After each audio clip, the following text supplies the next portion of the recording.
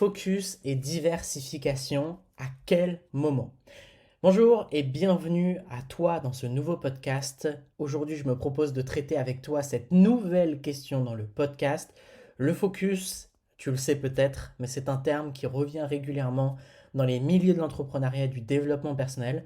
Aujourd'hui, on va tenter de creuser un peu le sujet et également parler de diversification au niveau de tes investissements. Est-ce qu'il faut diversifier? Est-ce que c'est risqué? Est-ce qu'il faut rester focus sur un seul type d'investissement? La réponse dans ce nouvel épisode, c'est parti. Avant toute chose, si tu ne me connais pas encore, je m'appelle Baptiste Joly, je suis investisseur immobilier et président de Richard Group Investment, une entreprise qui a pour vocation de t'accompagner dans l'investissement immobilier au rendement en toute sécurité, en supprimant le risque de faire une erreur et en t'accompagnant dans l'optimisation de chacune des étapes qui vont te permettre d'accéder au haut rendement, et bien en toute sécurité, comme je viens de te le dire. Alors, focus et concentration, la clé du succès. S'il y a bien un sujet aujourd'hui qui revient régulièrement dans les ouvrages best-sellers de business ou de développement personnel, c'est celui du focus. La plupart du temps, on va te recommander de te concentrer sur un seul sujet jusqu'à le maîtriser vraiment. Il y a même cette règle des 10 000 heures que tu connais peut-être. Pour devenir un expert dans un domaine, tu dois avoir appris et pratiqué dans ce domaine pendant 10 000 heures. Voilà, c'est une règle qui vient de différents grands auteurs. Et est-ce que c'est un avis que je partage? Eh bien oui, largement. Avant de me concentrer sur la construction de Richard Group Investment, je me suis concentré à 100% sur mon parcours d'investisseur immobilier. J'ai attendu d'avoir des résultats concrets, mesurables, probants, et je me suis ensuite constitué une expérience solide en passant à l'action. Et surtout, j'ai fait en sorte que le cash flow que je génère soit suffisamment conséquent pour assurer mes arrières et qu'il me permette de prendre ensuite des risques. Rester focus. C'est un souci qu'on retrouve chez beaucoup de débutants, débutantes. Ils sont touchés par le syndrome de l'objet brillant, le shiny object. On leur parle du Bitcoin, ils ont envie de s'y mettre. On leur parle ensuite du dropshipping, ils ont envie de s'y mettre. Ensuite, on leur parle de la vente de formation en ligne, ils ont envie de s'y mettre. On leur parle ensuite de la bourse, waouh, c'est magique, j'arrête tout, je me lance dans la bourse.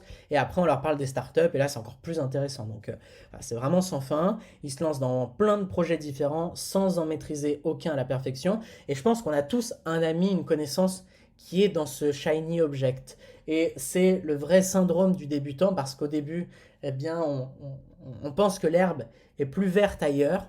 On pense que un business model a plus d'avantages qu'un autre. On se concentre beaucoup sur les avantages du business model, mais on n'en voit pas les inconvénients. Et on voit les inconvénients de celui qu'on est en train de faire aujourd'hui parce qu'on est dans la difficulté. Donc on abandonne, on passe à autre chose.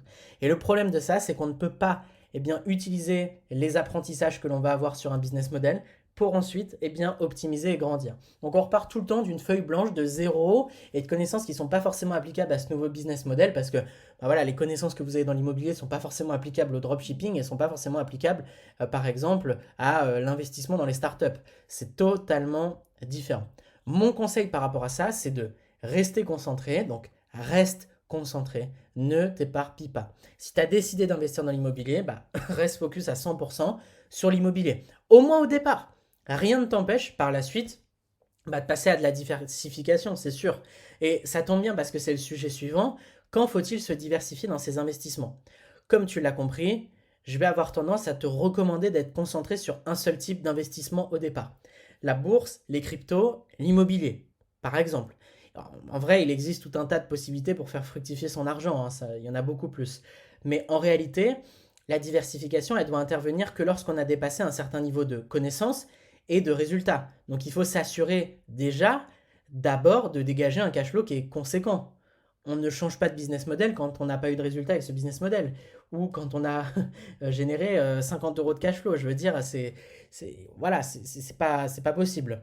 Rien après ne t'empêche ensuite d'allouer par exemple une partie de ce que tu dégages chaque mois avec l'immobilier dans des nouveaux types d'investissements. Par exemple, on peut investir dans l'immobilier, générer 2 000 euros de cash flow, on prend 1 000 pour vivre, on réinvestit 1 000, et il y a des investissements dans les ETF boursiers, par exemple, qui permettent de générer une rentabilité intéressante chaque année, donc sur des trackers, par exemple le Standard Poor's 500 avec dividendes réinvestis. Voilà, sur les 100 dernières années, on est peut-être sur du 7-8%. Donc ça peut être intéressant. Après voilà, la fiscalité passe par là et elle est moins optimisable que l'immobilier, c'est sûr. Et puis c'est avec du cash, il n'y a pas d'amortissement de capital et de création de patrimoine avec de l'effet de levier. Mais on génère du cash flow avec l'IMO, on le réinvestit par exemple dans la bourse. C'est une possibilité. Mais encore une fois, il faut attendre d'être autonome et de dégager assez d'argent pour pouvoir se permettre de prendre des risques et ensuite de se diversifier. La diversification arrive à une période de maturité de son domaine d'expertise et des résultats qu'on a pu avoir. On devient mature. C'est-à-dire qu'on a déjà atteint les résultats importants, qu'on a des bonnes connaissances, qu'on a beaucoup creusé le sujet et que le fait de continuer à développer ce pilier d'enrichissement ne nous prendra pas énormément d'énergie parce qu'on le maîtrise. Donc en conclusion, je t'invite fortement à rester concentré au départ. Ensuite, c'est une très bonne idée que de tenter de se diversifier. On dit souvent qu'il ne faut pas mettre tous ses œufs dans le même panier et c'est une vérité, mais à un certain moment. Donc, fais les choses dans le bon ordre et tout ira pour le mieux. Ok. J'espère que ce podcast t'a aidé et te permet d'y voir plus clair. Si tu souhaites aller plus loin, je t'invite à t'inscrire à une formation offerte que je mets à ta disposition dans la description et qui va te permettre de comprendre les 9 étapes qui vont te permettre en fait justement d'accéder à l'indépendance financière et de te créer une retraite anticipée avec l'immobilier à haut rendement.